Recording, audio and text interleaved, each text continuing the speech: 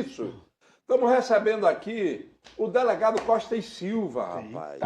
Tá sendo badalado pra caramba aí nos últimos dias. O pessoal está dizendo que vai ser candidato ao Senado, etc. Mas eu quero conversar com ele um pouquinho também sobre as dicas que ele dá para o público em geral, nas redes sociais dele, sobre segurança pública, claro. Boa. Ele é uma das pessoas que mais se destaca aqui nessa questão de dar dicas para a sua segurança. Então, a gente recebe aqui com muita satisfação Costa e Silva. Tudo bem? Boa noite, meu querido El. Tudo bem? E com vocês? Tudo ótimo? Tudo jóia, tranquilo. graças a Deus. Seja bem-vindo Vocês aí. conhecem, né? É uma das figuras mais badaladas da nossa polícia. Tá magrinho, rapaz. Rapaz, depois de 1 ano e meio, 25 quilos para trás. É mesmo? É. Volta aqui para o delegado Costa e Silva. Já está há quanto tempo na polícia, delegado? El, em janeiro, dia 20 de janeiro, fizemos aí 15 anos. 15 anos já. Eu entrei com 26 para 27, aí fiz 43 esse mês, agora de abril. 15 anos num flash, assim, no estalo de dedo que a gente nem viu passar. Muito rápido. E assim, a internet bombou de 10 anos para cá, né? E você foi um dos primeiros que percebeu que podia usar isso em benefício da população, não foi isso? Exato. Eu até vim agora de uma palestra lá no colégio em Iranduba, e eu estava falando para a juventude, né? O trabalho da polícia não é só prender. A gente faz um trabalho preventivo e segurança aliada à educação é a melhor forma de se combater o crime.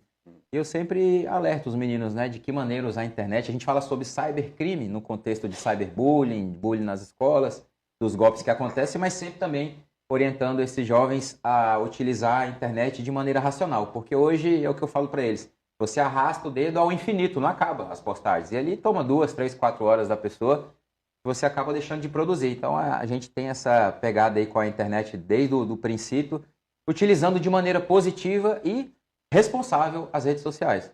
Nesse momento você está respondendo por qual distrito policial? Atualmente eu estou no 8º distrito, sou delegado titular lá, que é no bairro Compensa.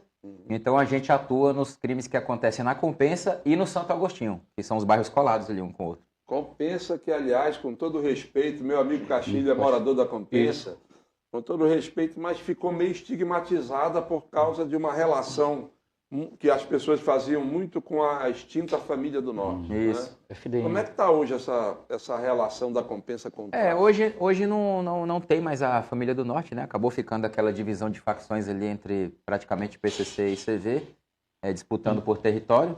Mas eu acho injusto a gente relacionar bairro a tráfico, porque dentro dos bairros a maioria das pessoas são trabalhadoras, pessoas de bem. E eu, particularmente, não acho que é interessante a gente falar não, que esse bairro é tomado pelo crime, aquele bairro é tomado, porque isso mostra que o crime é mais poderoso que o Estado. E o crime nunca vai ser mais poderoso que o Estado. Ele até pode tentar, mas a gente vai estar sempre aqui resistindo para que isso não aconteça. Eu acompanhei recentemente, me lembra, por favor, Costa e Silva, que você fez uma grande operação que redundou aí num resultado bacana para a segurança. Qual foi ela? Cara, agora recente, você comandou aí uma apuração que resultou num negócio legal. Rapaz, é tanto trabalho que a gente faz que eu não vou, se você não me der detalhes, eu não vou lembrar, porque desde recuperação de celular roubado até estuprador que usava a Bíblia para fazer leituras de passagens bíblicas para as vítimas de estupro, e o cara era motorista de aplicativo, até um desse. Eu estava na cola dele, tinha uns 2 anos, a gente conseguiu achar ele em Monte Alegre recentemente. É isso aí. E aí a gente pegou esse cara e ele fazia as leitura do Salmo 91 para as mulheres que ele estuprava. Então, assim, o nosso trabalho lá, cara, eu chamo de clínica geral, né? Porque a delegacia de bairro não é como a especializada. A especializada de roubo e furto de veículo vai cuidar de roubo e furto de veículo. A de narcótico vai cuidar de droga. A de proteção ao idoso é o idoso. Mas a do bairro, ela pega de tudo um pouco. Então você vai cuidar ali do tráfico, vai cuidar ali do furto, dos estelionatos, fraudes que acontecem na internet, brigando. Então, assim, a responsabilidade é gigantesca. É um pouco de cada, tem que fazer de tudo um pouco. E fora isso também a gente dá suporte, né, nas operações do Ministério Público. O Ministério Público, quando conduz investigações, quando recentemente teve uma que até afetou membros do Parlamento Municipal, né, teve um vereador que chegou a ser preso na ocasião. Eu participei da operação ali porque o Ministério Público ali, nesse caso, é o cabeça e precisa do braço operacional. Então, certo. A gente tem as nossas operações e nós temos as operações que a gente faz em conjunto ali com o Ministério Público para dinamizar ali e dar uma resposta para a sociedade. Essa operação foi rumorosa, né? Porque ela identificou a relação de um vereador que infelizmente hoje está solto e voltou ao mandato, né? É. Com crime, relação com crime. E assim, a gente acha que só um bandidinho lá, o ladrão de galinha e tal, merece cadeia, mas quando você vai para a esfera política, tem muita coisa que merece também uma atenção, né? Cara, não só na esfera política, na esfera jurídica e no próprio Poder Judiciário. Tem que ser corajoso para falar isso, mas é verdade. Não vamos generalizar, que toda generalização é burra. Mas hoje, por exemplo, eu estava conversando com a minha esposa mais cedo, logo no café da manhã, nas primeiras horas da manhã, eu vi que aquele MC Pose do Rodo, alguma coisa. Eu não conheço muito desse cara porque não é meu estilo musical. Mas eu sei que ele tem milhões de seguidores e foi preso hoje, junto com outro MC também. MC Ryan. Isso. E aí eu até olhei para minha mulher na hora, que era bem cedo, eu falei, amor, já pensou se essa lei alcançasse também membros que aplicam a lei? Porque nem sempre que aplica a lei de fato, né? A gente tem acompanhado tantos escândalos aí. Então, assim, eu costumo dizer que para a nossa sociedade dar certo, o reflexo tem que vir de cima para baixo. Não adianta você querer penalizar o cara ali que é o traficante, mas lá em cima está tendo um monte de crime, corrupção. Aí você coloca no campo eleitoral, você coloca no campo ali da lavagem de dinheiro, enfim. A classe de cima fica protegida e a de baixo, a lei só atinge esse pessoal? Não, a lei tem que atingir esse pessoal que malfeitou. Mas que momento a lei vai chegar nessas pessoas? Porque sempre proteção é troca de parlamentar da comissão, porque tem que atender uma situação do governo, da oposição.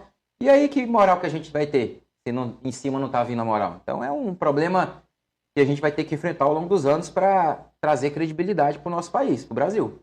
O delegado Costa e Silva, que aqui está conosco hoje, tem tido seu nome especulado para disputas eleitorais.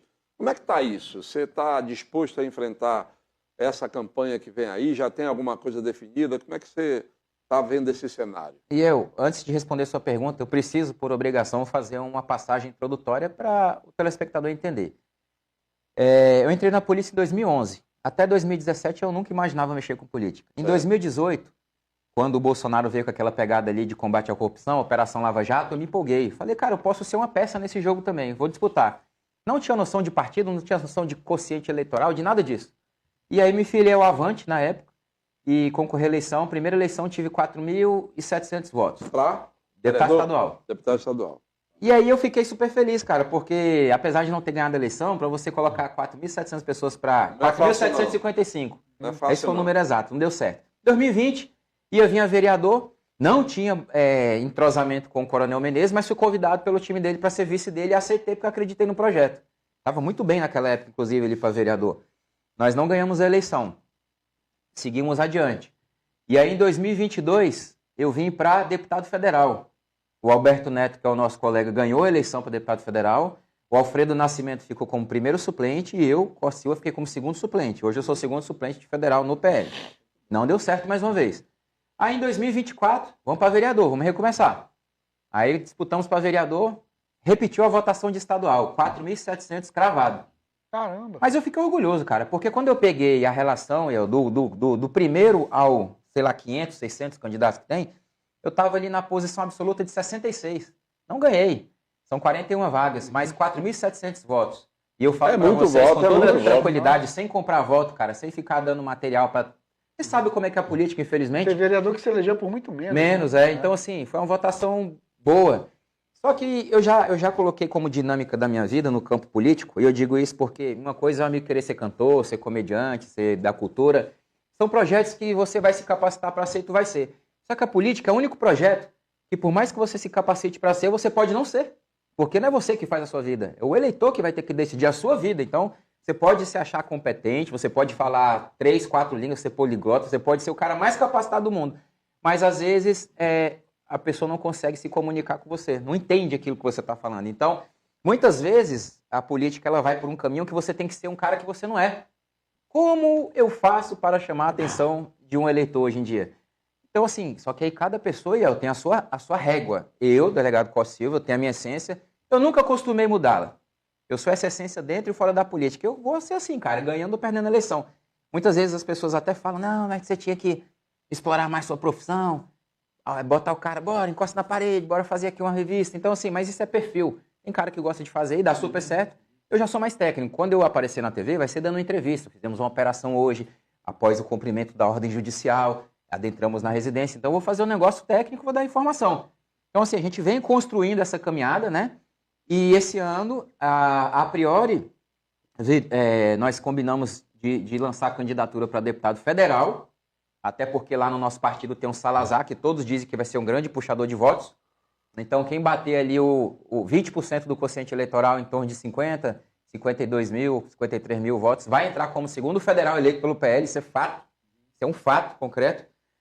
Só que, de fevereiro para cá, eu tive uma conversa com o capitão Alberto Neto, até numa reunião que nós tivemos na casa da professora Maria do Carmo, e ele falou: Costa, eu estou pensando em lançar o seu nome como segundo nome ao Senado, porque tem um cara que tem alinhamento com a nossa pauta há muitos anos, sempre teve esse direcionamento, nunca se desviou, foi reto, e a gente vai estudar isso. Eu vou fazer umas pesquisas, vou sondar como é que tá, porque o Alberto, ele pensa muito nessa situação do segundo voto. Para quem pode ir o segundo voto? O segundo voto do Alberto Neto pode ir para o Plínio, que é um cara que eu tenho até admiração a respeito, gosto dele, mas ele já disse que não vai apoiar a Maria do Carmo. Eu fiz um vídeo, eu fiz um react em cima da fala dele, tá até no meu Instagram, teve 350 mil visualizações. Você tem o Rota, que é lá do grupo do Davi, que vai ser candidato. Você tem agora o Wilson Lima, que ninguém esperava, que entregou ao governo 11 da noite, junto com o Tadeu. Da meia-noite. Pois é. Então, assim, muita coisa pode acontecer. Eu acho que pro Alberto, e isso vai ser até importante, sabe? Lançar um segundo nome. Mas eu quero dizer para você que eu não tenho vaidade alguma. Eu sou um cara que pensa como time. Eu digo que a política é algo que a gente faz para ajudar. Porque senão você fica pela busca do poder, não é? Você vai ajudar? Beleza, vamos ficar lá 5 anos, se ajuda, faz seu melhor, passa o bastão para outro. Então, assim, tô aqui para ajudar. O que o partido decidir, eu sou de time, eu não sou aquele... o meu projeto Mas nessa maior. configuração, ser candidato a deputado federal não era mais viável? Para você, no caso? No meu caso é mais viável, mas é por isso que eu falei que pensando em grupo, eu ajudaria. Você tem que bater o pé e dizer que quem manda aqui na minha vontade sou eu. Se eu não tivesse feito isso, eu não teria sido presidente. Verdade. Você falou que o político, não precisa, se ele tiver línguas estrangeiras, ele pode, quem decide é o povo. O Lula está presidente aí, não fala nem português direito aí. Eu também não falo, mas no tocante das 4 linhas tá tudo certo aí. Costa, meu rei. Olha aí, eu não estou comentando, pô. Cadê o sino? Aí, pô. Vai, Castilho. Você acredita que o crime organizado, ele influencia nas eleições? Com certeza. Boa pergunta, boa pergunta. Com certeza, porque... Até porque ele é organizado. Né? Eu não posso, nem devo expor aqui, mas uma certa vez um político, ele não tem mandato não, ele já teve no passado. Uma certa vez eu estava almoçando no restaurante sozinho, estava em época de campanha, e aí ele sentou do meu lado, a gente começou a conversar, ele falou: pô, Costa, eu tô com a missão aí de pagar a missão aí na comunidade e tal, não lembro o nome da comunidade agora. Foi lá conversar com os caras, porque a gente vai acertar lá que só vai entrar o nosso candidato. Isso na eleição de prefeito, nessa última que teve, 2024. E aí eu tive a certeza, né? Já tinha muitas informações a respeito, mas tive a certeza que... Cara, não era essa não, era uma outra. Se eu não me engano, Coliseu, se eu não me engano. E aí, na zona leste da cidade. Aí o que acontece, cara? De fato, existiram alguns lugares durante o período eleitoral que só entrava fulano. Tipo assim, só podia pedir voto por X. Aqui o Y e o Z não conversa não, aqui é só o X. Então, infelizmente, hoje, isso é um problema crônico que, para ganhar a eleição, os caras estão fazendo de tudo. Se for necessário chegar lá no chefe da Boca, acertar com ele ali 30, 40, 50 mil reais para ele, mas para que ele faça toda aquela comunidade, por medo à opressão, votar no candidato que foi escolhido entre liderança, porque o candidato a prefeito nunca vai se expor a isso, ele vai botar um líder dele para falar sobre isso. Então, essas amarrações vão ser feitas. E aí, cara, é a hora que você traz, infelizmente, o crime para dentro da política, que é uma situação muito lamentável, mas ela é real, entendeu? É uma prática constante. É uma prática. Só que não é de agora, né? Fica difícil comprovar porque o candidato não se expõe diretamente, né? Nós sabemos que todas as comunidades têm seus líderes. E aí é através dessas pessoas que chega a informação lá no cara da Boca. Por que a gente não consegue levar o nome de outro candidato, adentrar na comunidade? Não, a gente tem aqui essas propostas, inclusive para cá. Tem uma proposta aqui para estender aqui o saneamento básico dessa rua, a gente viu aqui que vocês estão sem rede de esgoto. Não consegue falar, entendeu? Lá no Rio de Janeiro, não sei se você lembra, tinha essa prática, e o Romário até deu uma entrevista que ele tinha sido convidado para ir num desses lugares aí, no morro, para fazer campanha. E um dos assessores disse: não, aqui é do fulano. Pô, peraí, parceiro, é só o Romário, pô. E entrou, e foi a maior festa, jogou bola lá. Passou batido. Passou, porque né? é o Romário, né? Romário. Tem como travar o Romário. É diferente. Nem o Pelé. Olha aqui, o Luiz Heleno do Dom Pedro. Estou farto de promessas, lorota sobre a BR-319. Olha, Luiz Heleno, eu me comprometo com você que nós vamos chamar aqui o diretor do DENIT, tá? Para saber se agora é fato ou não, se a BR-319 vai sair ou não, para ele mostrar documento, enfim. Não é só você que está farto de lorota. Eu e todo mundo que mora aqui estamos fartos.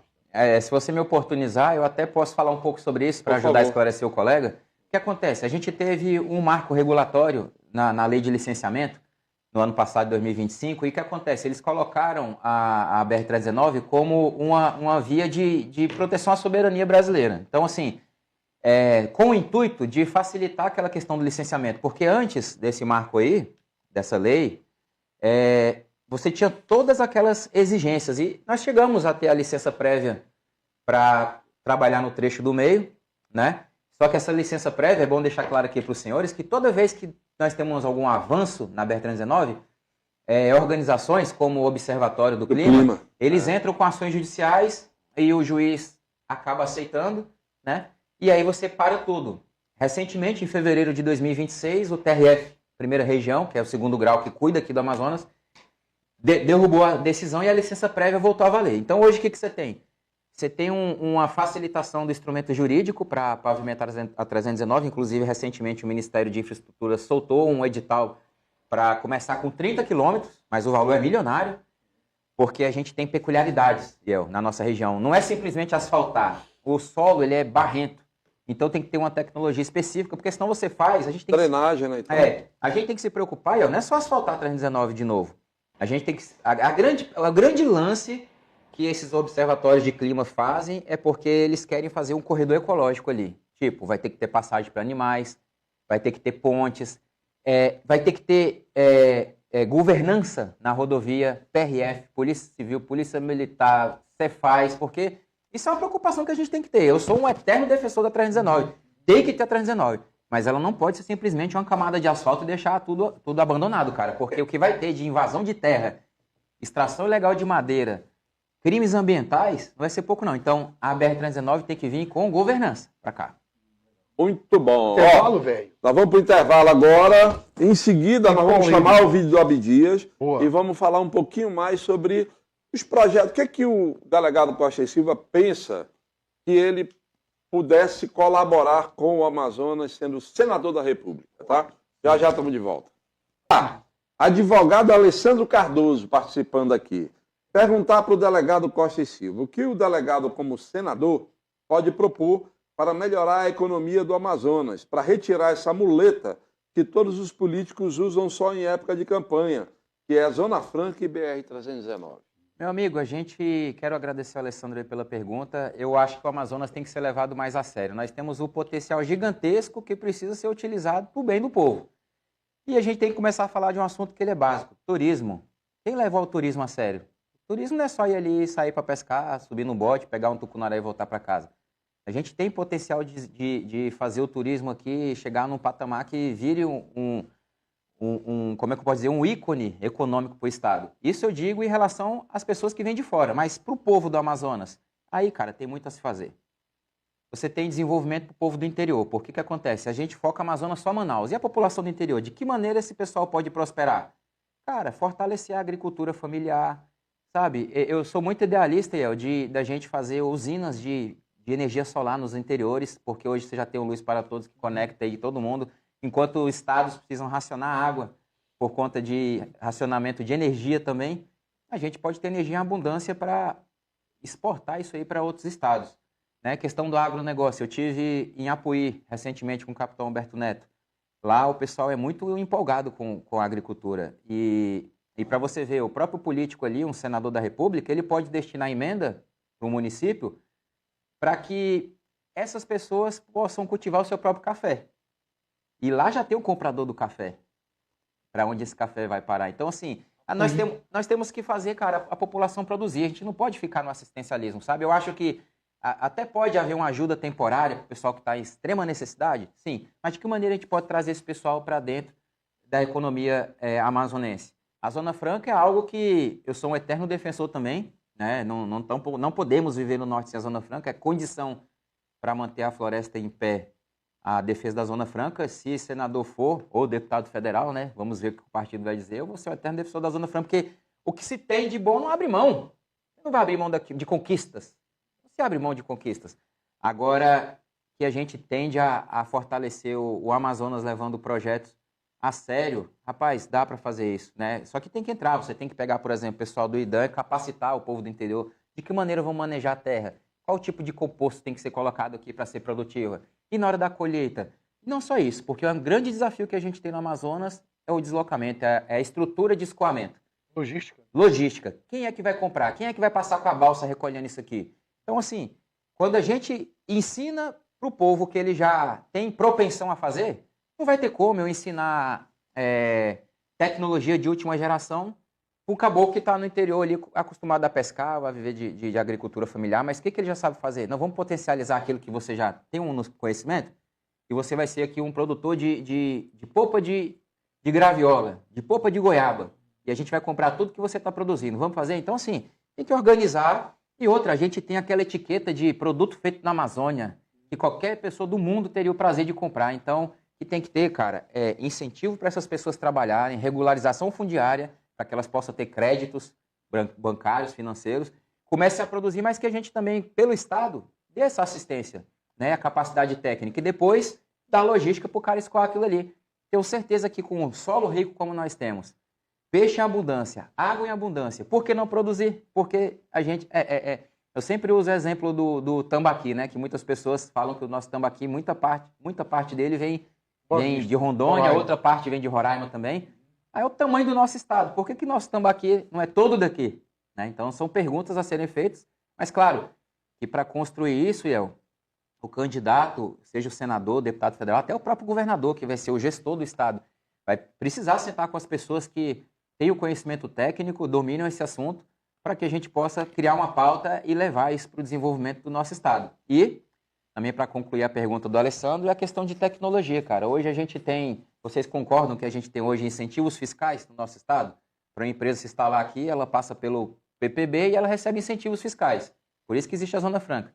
Se a gente muda um pouco essa cultura de indústria, não só a indústria de motocicleta, a indústria de televisores, a indústria de celulares, mas por que não começar a pensar na tecnologia, na inteligência artificial? Porque isso não precisa de um caminhão para ser transportado de outro lugar. Num clique você exporta essa tecnologia, então dá para você trazer empresas para cá, para o distrito, que investam em inteligência artificial, e essas empresas vão estar sendo beneficiárias de créditos tributários e vão poder mandar esses produtos com apenas um clique, sem caminhão, sem nada. Então, pensar nisso é importante.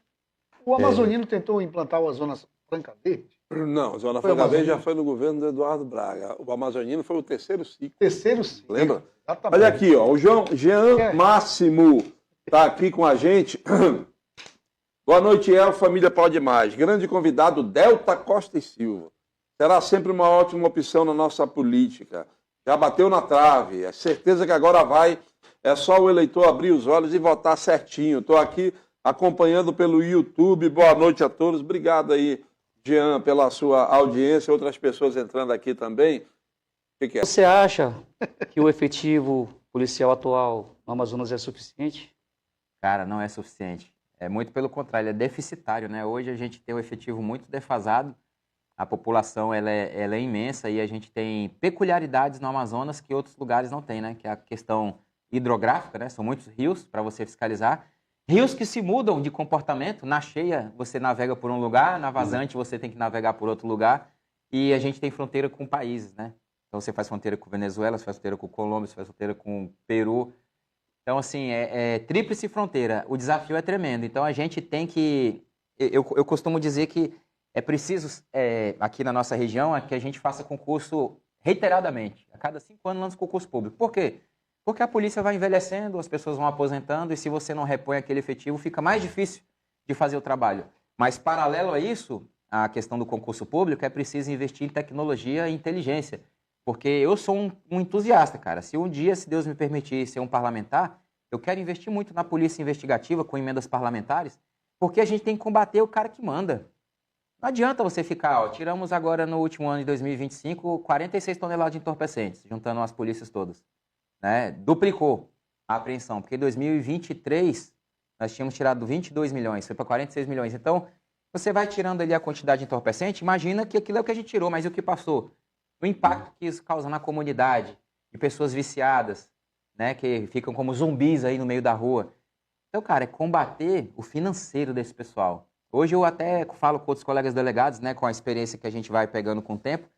Hoje eu falo que eu gosto muito mais do meu trabalho quando eu consigo chegar na conta bancária daquele malfeitor e bloquear o bem dele do que prendê-lo. Porque prendê-lo eu sei que ele, daqui 1 ano, 2 anos, ele vai ter uma oportunidade e o dinheiro dele vai estar em algum separadinho ali para ele ver a vida. Não, bora atacar bens, bora atacar o carro, a casa, bloqueia a conta, tudo, a farmácia do Deixa cara, ele o sem mercado. perna, né? Deixa ele tudo bloqueado. Aí como é que ele vai fazer negócio? Então, assim, hoje você precisa de efetivo policial, mas você precisa de investimento em tecnologia e inteligência. E a Polícia Civil, ela passa por dificuldades nesse sentido, né? Eu acho que foi até necessário criar um fundo, pessoal, da Polícia Civil, porque às vezes o dinheiro, só para vocês entenderem, é interessante o que eu vou dizer, vem um dinheiro, vem um recurso do governo federal, bate na Secretaria de Segurança, aí tem que ver se o secretário gosta da Polícia Civil ou gosta mais da PM, ou ele é imparcial e gosta dos dois, o que ele vai fazer? Aí se ele investir mais na PM, mas e como é que vai ficar o investigativo, se a gente investir só no ostensivo? Tem que ter um meio termo ali para que a Polícia Civil, que é investigativa, possa aprimorar os seus trabalhos, usar as ferramentas de tecnologia, e hoje a gente tem várias, né? Mas que possa ajudar também a Polícia Militar no patrulhamento, na contratação de efetivo, no auxílio fardamento e todas as questões de valorização profissional. Mas é preciso, cara, que a gente tenha essa independência orçamentária para a gente poder produzir. Legal. E o paredão? O que você acha desse projeto do governo? Cara, assim, é uma coisa nova, né? Eu gosto muito do cerco inteligente, que é aquele que pega os carros que passam pela cidade e tal. Agora, o paredão, eu preciso ser honesto com você.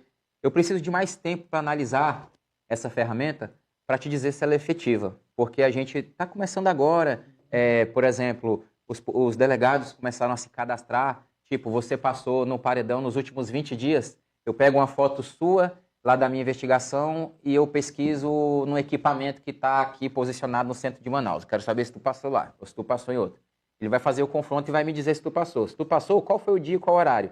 Talvez eu consiga estabelecer uma rotina. Você passa todo dia às 7h30 da manhã, eu estou com mandado, mas eu não sei onde tu mora. Mas passa 7h30 da manhã todo dia ali, então, nesse sentido pode ser muito bom. Mas como ainda é muito recente, a gente precisa de mais dados para eu poder falar, rapaz, bater na mesa e falar, o negócio é bom mesmo. Ou falar, não, foi muito custo, o resultado não foi tão bom. O do cerco inteligente é muito bom, eu não tenho dúvidas disso, porque às vezes o cara rouba um carro ali, a vítima corre, faz um boletim de ocorrência, tudo, você já manda para... Além da restrição que você faz na placa, coloca lá no sistema da polícia, você manda pro cerco. Aí na hora, às vezes não deu tempo nem de vagabundo dispensar o carro. A placa dele, quando passa numa dessas câmeras da cidade, ela vai alertar no sistema e vai ser abordado. O que a gente pode fazer, senhores, inclusive, é trabalhar para duplicar a quantidade de câmeras do cerco. Aí o negócio fica melhor ainda, entendeu? E precisa de estrutura financeira para isso. Então, tecnologia hoje em dia ela é fundamental. Se você não tiver tecnologia, você não consegue combater o crime. E como parlamentar, eu preciso ter a oportunidade de fazer mudanças legislativas, Zé, porque hoje tem muita coisa que é uma burocracia, meu amigo. O delegado, para conseguir uma informação, aí pede uma quebra de sigilo para a justiça, aí o promotor tem que se manifestar, aí depois vai para o juiz. Quando pensa que não, 8 meses se passaram. Aí já não serve mais para a gente, entendeu? Eu acho que, claro, existem princípios constitucionais que precisam ser respeitados, mas será que o delegado não pode pedir, por exemplo, uma localização de um alvo meu que fez um Pix? Eu quero saber aonde que foi que ele estava, latitude e longitude daquele dia que ele fez o Pix. Tinha que ter poderes para isso. Então, assim, ser da segurança pública é legal porque você consegue ver o que está ruim da sua área e pensar em propostas legislativas para mudar. Né? As pessoas às vezes questionam, mas pô, já é delegado, quer o quê com política, rapaz? Só tem corrupto, vagabundo. Mas, cara, ser delegado é muito pequeno para o que o nosso Brasil precisa ainda. Então, não é só por ser delegado. Qualquer pessoa que tenha vontade de mudança, pode ser qualquer profissão. Ela tem que botar a cara a tapa, ir lá e disputar e fazer por merecer, ir para cima. E eu tenho muito orgulho, Léo, de ter 15 anos na instituição, sem mácula, sem problema, sem processo na corregedoria, sem estresse. Já deu muito pescoção também, vagabundo. A gente diz que Crimes você não confessa, né? Olha aqui, o Jean Paiva, perfil, Jean Paiva 8070. Ligado aqui, El. Abre o olho, eleitor, olha a oportunidade que estamos tendo. Sangue novo, levando a sério a nossa bandeira. Costa e Silva neles, diz o nosso amigo Jean Paiva. Tem outras mensagens aqui nesse sentido também, apoiando a iniciativa do delegado Costa e Silva de entrar... Mas eu vou te falar, cara, é muito bacana quando você lê esses comentários aí, porque é o legado que a gente deixa, cara. Independente se vai ganhar político ou não, nossa vida tem que ter um legado. Não é só vir, viver, respirar e morrer, não. Tem que ter um legado. E o legado, às vezes, é um incentivo, é uma palavra de fé, é uma motivação. Eu fico muito animado e orgulhoso quando eu vejo esses amigos desejando sucesso, porque são pessoas que a gente conquistou com atos, com atitudes. Não foi com nada, não, que eu vou conseguir um cargo para você, um emprego. Não, pô, quando você conquista a pessoa verdadeiramente assim, pô, não rompe mais, cara. Se você não decepcionar essa pessoa, ela vai morrer do teu lado. Esses votos que eu tive, no passado, esses caras não têm por que me abandonar. Então eles vão repetir e vão correr atrás de outros votos. Eu tenho certeza disso, eles não vão abandonar o barco, essa galera. Agora, deixa eu voltar aqui para essa questão da segurança pública de bairro. Uhum. Eu ouvi um relato de uma pessoa que disse o seguinte: estava furtando ali próximo da minha casa, por sorte a viatura passou na hora. Mas quando eu fui abordar a viatura, eles disseram que não tinham nada como fazer nada, tinha que fazer um BO para chamar a viatura da área. Isso é verdade? Cara, é loucura, mas porque o que acontece? Hoje a gente precisa trabalhar muito a mente dos nossos policiais, cara. Isso é um fato, porque o que eu tenho percebido na visão do policial? O policial não pode agir ali, alguém foi abordar ele? Na verdade, a gente passa por dois problemas. Um problema, vamos dizer, de circunscrição e um problema motivacional. O problema motivacional é porque hoje o policial, o que eu percebo é que ele não quer entrar na ocorrência, que ele sabe que não vai dar nada. Tipo, um viciado que fica roubando fio lá nos teus cabos de ar-condicionado toda semana. Aí o cara, aquele cara ali pegou não sei o quê, vai atrás, apresenta na delegacia, a gente faz o procedimento de furto, faz a foto, exibe o material e tal, manda pra justiça, o cara não vai ficar preso. No dia seguinte ele vai estar na rua, vai sair na audiência de custódia. Então hoje você passa por um problema motivacional, por conta da legislação brasileira, a forma com que tratam as pessoas. Tudo bem, não vai colocar atrás da grade ali para ficar no regime fechado, mas o que pode ser feito com esse cara agora para botar ele para produzir? Será que das empresas que prestam serviço para o Estado, para o município, esse cara não poderia fazer alguma coisa? Quebrar pedra, costurar, alguma coisa? Não pode fazer alguma coisa um cara desse? Limpar a calçada, né? Limpar a calçada. Então assim, você passa por um problema motivacional. Agora o problema circunscricional, vamos dizer, administrativo, às vezes acontece, por exemplo, uma viatura está numa diligência, vindo lá do Novo Israel, passa pela Compensa em direção ao centro de Manaus. Aí para a viatura aqui, que está vindo lá do Novo Israel, e não é da área dele, ele vai falar, desculpa, não é da nossa área, você tem que acionar a 8ª SICOM, porque nós somos da 18ª SICOM, a gente só está indo no centro porque teve uma determinação para ir lá e tal. E ele vai dar essa informação, parece loucura, mas as unidades policiais, elas são divididas por bairros, né? Então, quem está naquele bairro tem que dar conta. Então, assim, só que também a gente tem a defasagem de viaturas e efetivo, né? Então, imagina que para compensar a quantidade de população que você tem lá, se eu não me engano, não me falha a memória, uns 80 mil habitantes. Se não me falha a memória. Você ter 4 viaturas fazendo patrulhamento. Eu, por exemplo, delegado de polícia, tenho 3 investigadores e 2 escrivães para cuidar de todas as investigações, tanto de inquérito, a massa de BO, que todo dia, BO, você não consegue investigar todos os BOs, você vai ter que separar os que são mais importantes ali e fazer um direcionamento para aquilo. Então, cara, esses problemas acontecem. Então, esse lance da rotina do malandro, de estar ali cometendo aquele crime, ele sabe que vai dar um retorno para ele, o prejuízo para quem ele cometeu o crime. Um casal de amigos meus, a esposa dele trabalha no distrito, ele acompanha ela todo dia para deixar na rota, na esquina de casa.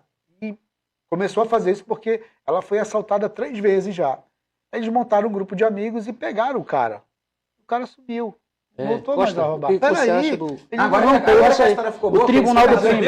Pois é, o cara sumiu, não voltou mais a roubar. Tribunal do Crime, no caso, o que você acha? Nesse caso, eu acho que não foi o Tribunal do Crime, esse foi o Tribunal do Povo, né? Não, pois é, o cara sumiu. O cara, ninguém sabe o que aconteceu com ele, mas ele parou de furtar celular. Esse é um problema social que a gente tem, né? Porque, imagina, o parceiro aqui acabou de falar do Tribunal do Crime. Quem diria que as pessoas na internet falassem, ainda bem que os vagabundos pegaram esse estuprador, porque se fosse a polícia, ele só seria preso. Isso é caos. Isso aí é falta de credibilidade no ordenamento jurídico, nas autoridades. Isso é uma vergonha para todos nós. É o procedimento, né? Você desejar que o criminoso pega aquele estuprador, Faça o papel da polícia. Faça o papel da polícia. E piorado. Né? Pior, né? Porque eles não respeitam a lei, vão do jeito que tem que fazer, na tora mesmo, e dá-lhe porrada. Se for o caso, esfola, mata. Por isso que eu falo, senhores, se a gente não dá uma moralizada, não der uma E moralizada... ainda divulgam, né? E ainda divulgam. Divulgam, Bota dando lapada na mão lá, lambada na mão. Então, assim, se a gente não retomar as rédeas do Brasil, toda a nossa próxima geração vai perder com isso, cara. Vocês, filhos, netos que vocês têm aí, você acha que a tendência é melhorar com o nível de futilidade que a gente tem nas redes sociais, acesso a questões até de pornografia, de sexo antes do tempo, de forma prematura? Então, assim, tem que ter um acompanhamento muito grande, educacional e, de certa forma, de planejamento familiar. Se você não tiver isso aí, cara, é ladeira abaixo. E a gente, enquanto está aqui, ó, com energia à disposição, temos que lutar. Vocês, dentro do trabalho que vocês realizam, eu aqui no jornalismo, eu lá na polícia. Então, assim, a gente tem que se unir, cada um da importância que cada um tem na vida, e a gente trabalhar para construir isso aí junto. Porque, cara, sempre falo isso, graças ao meu bom Deus, vim de família simples, mas tive que ralar muito para conquistar minhas coisas. E hoje eu tive a oportunidade de conhecer outros países, já fui na Europa, já fui na Austrália, na Nova Zelândia, Estados Unidos. Em maio agora estou de férias, vou para a Suíça e para a Itália. Eu me amarro em viajar. Eu trabalho o ano inteiro para viajar com a minha mulher. É o meu lazer. O que você mais gosta da vida, Costa? Viajar com a minha mulher. Ponto. Então, assim, eu digo para vocês, eu não tenho sombra de dúvida que o Brasil é o melhor lugar do mundo, cara. O calor das pessoas. Você vai ali na taberna, você conhece o cara, no primeiro dia parece que é teu melhor amigo, já toma uma cerveja. Não, passa lá em casa sábado, pô, bora assar uma carne. Nunca que no estrangeiro o cara vai falar isso, ele mal olha para você. Se for estrangeiro, vai ser ainda, vai sofrer uma xenofobia, porque o cara não vai dar moral para você, não vai te chamar para ir para casa dele, o pessoal é muito frio, só pensa em trabalho. Então, assim, aqui a gente tem um calor humano, a gente ouve música, a gente se diverte, tem cultura, povo acolhedor. Então, cara, esse país, com tanto de esquema que fazem, e ele ainda consegue sobreviver, todo mundo vivendo bem, você imagina um país desse aqui bem direcionado, cara. E quem vai direcionar isso é a nova geração. Nova geração de juiz, nova geração de promotor, nova geração de delegado, nova geração de políticos. Uma nova mentalidade. Só que essa geração não vai nascer do nada, de nenhum lugar. É preciso, lançar a sementinha nelas, vamos regar, porque a gente vai trabalhar, nem vai ser a gente que vai colher isso.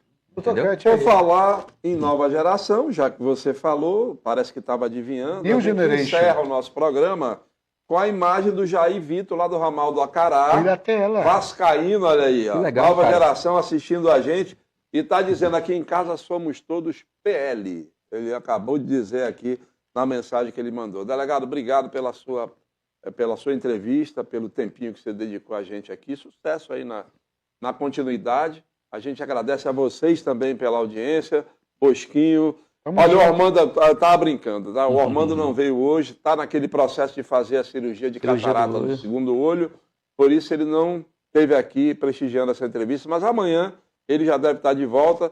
A gente vai bater um papo aqui amanhã com o Lucinho do Samba, rapaz. Está completando 30 anos de carreira, vai fazer um show e vem aqui bater um papo com a gente. A gente agradece a vocês, ao delegado Costa e Silva, e amanhã estamos de volta às 18 horas. Um abraço e até lá. O delegado vem mais vezes.